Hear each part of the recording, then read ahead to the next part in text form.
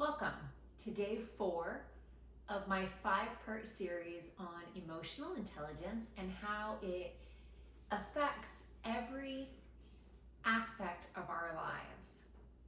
We started with motivation. We're working through the series. I invite you to go back and rewatch any episode or video that you have missed.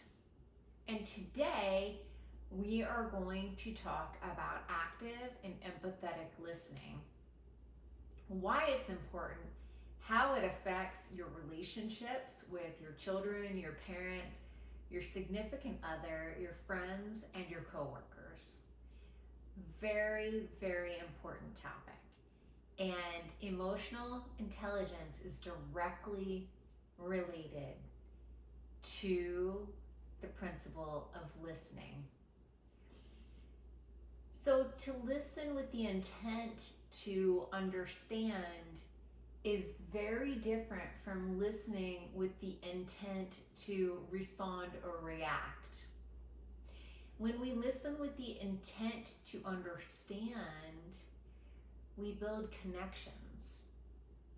We have the person who's speaking feel heard and understood, which is such a deep need for us all, right? I think this problem is created in childhood. I'd be curious to see how you feel. Comment, please, and let me know. But, so often children tug on their parents', shirt or pants and try to tell them something, and they get discarded. It's as if what they say doesn't matter because the parent already knows it all. But isn't there so much that we can learn from children and from their innocence and from the questions that they have for us? So I'm not sure, but I think that might be where a lot of the listening problems stem from.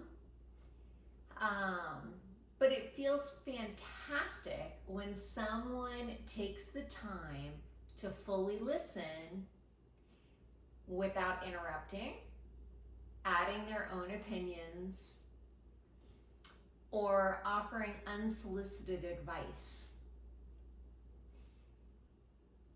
So let's talk about how to do that. I have 5 methods that I believe are really effective for creating good, active, and empathetic listening skills.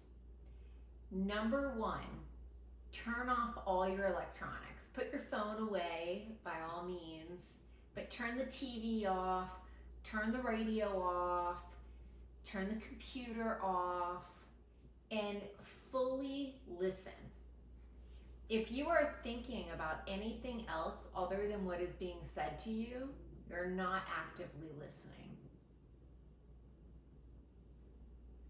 Number 2, turn your body toward the person who is speaking to you so that they know that you're engaged. Maybe lean forward, practice eye contact. Consider all the body language. This is number 3. If the person talking is real closed like this, they're clearly upset.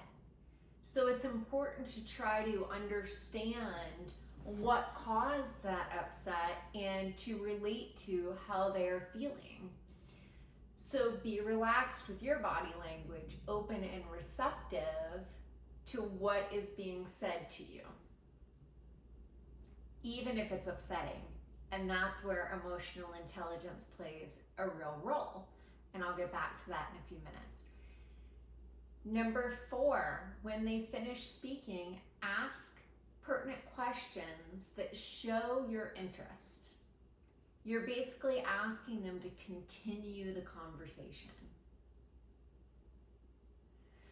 Number 5, when they finish speaking, not just pause, but when they finish speaking, ask them if it's okay if you summarize back what has been said to you to make sure that you fully understand it. Sometimes, especially when we've been emotionally triggered, our thoughts become distorted and we don't fully understand the message that's being given to us being delivered to us, right? So this is where emotional intelligence plays a huge role in communication and active listening. If our emotions get unbalanced when someone else is talking to us, we hit the fight or flight mode. In that mode, thoughts get distorted, and then we spiral downhill, right? Then we get upset. But what they're saying may or may not have anything to do with us personally. So having a high level of emotional intelligence allows us to sit with those emotions, allows us to hear everything the other person has to say, consider all angles and perspectives, and then respond thoughtfully and respectfully rather than reacting. The skill of listening forms this amazing web of interconnectedness. People will be drawn to you and attracted to you when you learn to listen. It fosters empathy and connection. What people don't enjoy is somebody who constantly gives their 2 cents on when you pause and you're in the middle of a big story or something important that you have to say, and the second that you pause, they interject with their opinions, and it's almost like an ego trip. They have to react, they have to respond. But that's not what most of us want. We just want to be heard and understood. So at the end of someone telling you something very important, if you just say, I completely understand what you're saying, and then whether you agree with it or not, you can just say, I've heard you, I've heard your opinion. Thank you so much for sharing it with me. I appreciate you talking with me. It's that simple. You don't have to give your opinion back. You don't have to offer unsolicited advice. Just make sure that person feels heard and understood.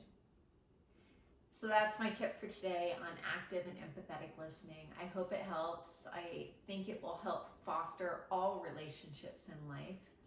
In case no one has told you yet today, you are absolutely amazing. Thank you so much to everyone who has subscribed. And if you haven't yet, just hit that subscribe button and join. Thank you.